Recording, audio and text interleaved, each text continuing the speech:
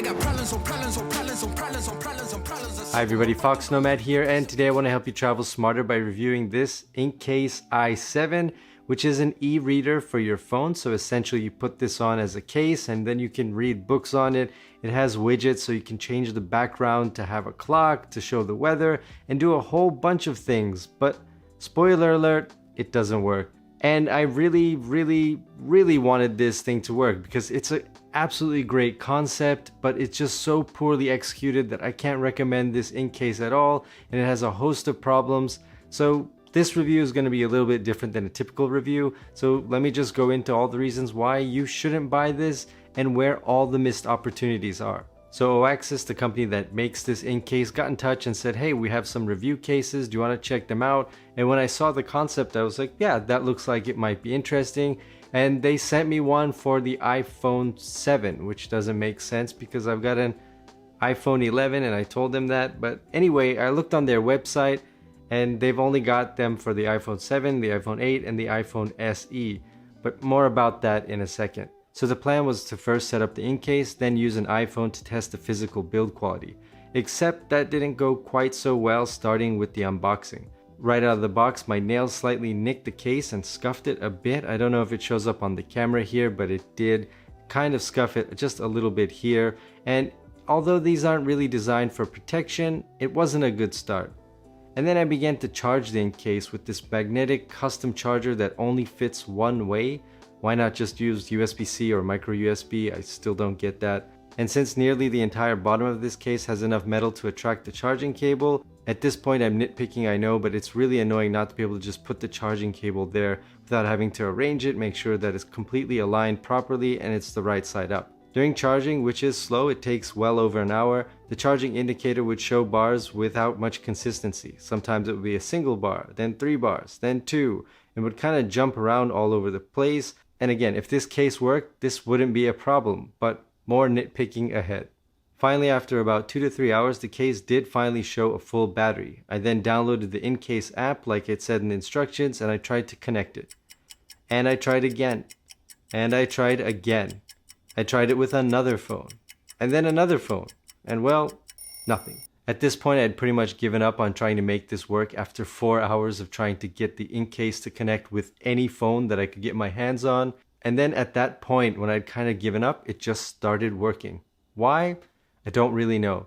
The only thing that I did change on my phone was I changed it back to Turkish from English. So I just changed the language and for some reason it started working. And then for this review, I changed my phone back into English and I was able to demonstrate a couple of the things that this case could have done, but just really doesn't do good at all. I know, it's shocking right now at this point, isn't it? So after the InkCase is connected, there are a few things that you can do with it through the app. And let's go through some of these features and starting with the images, because that's really the best implemented version of what you can do with this app.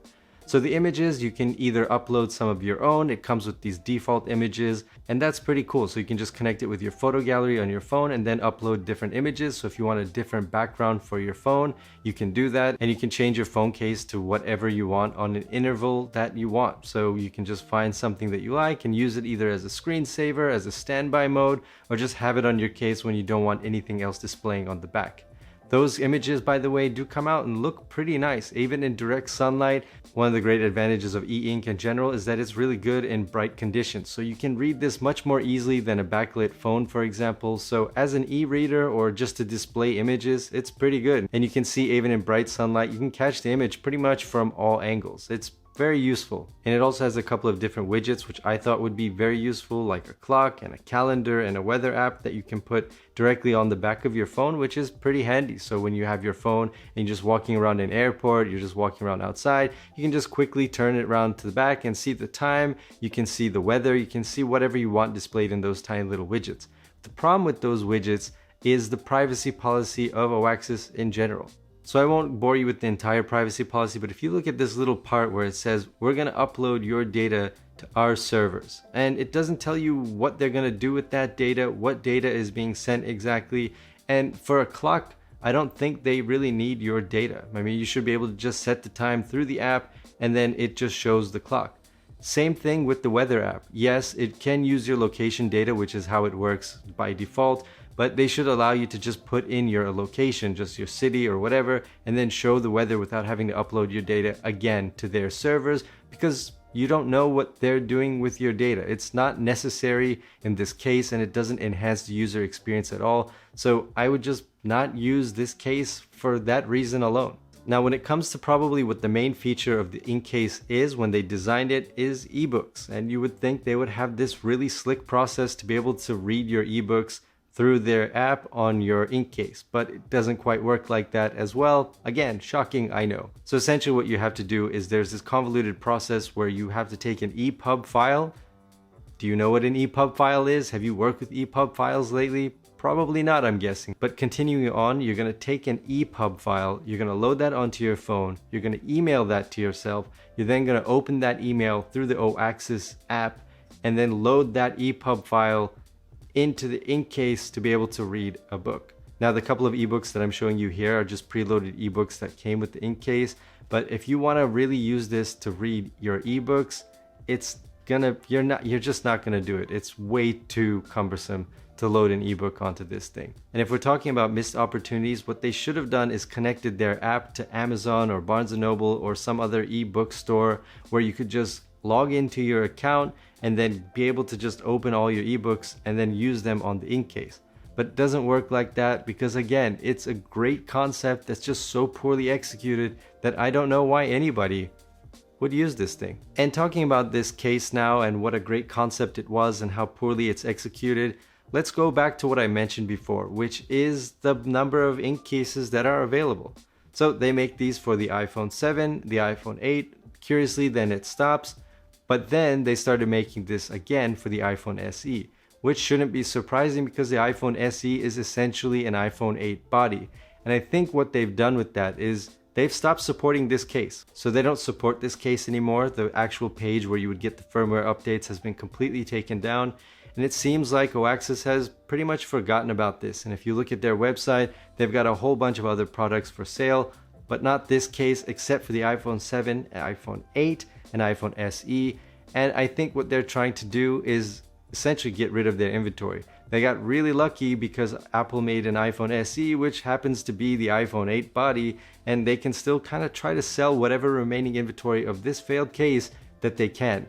And I'm telling you right now that you should not buy this case, right? Like, there you go, don't buy it, says it right there.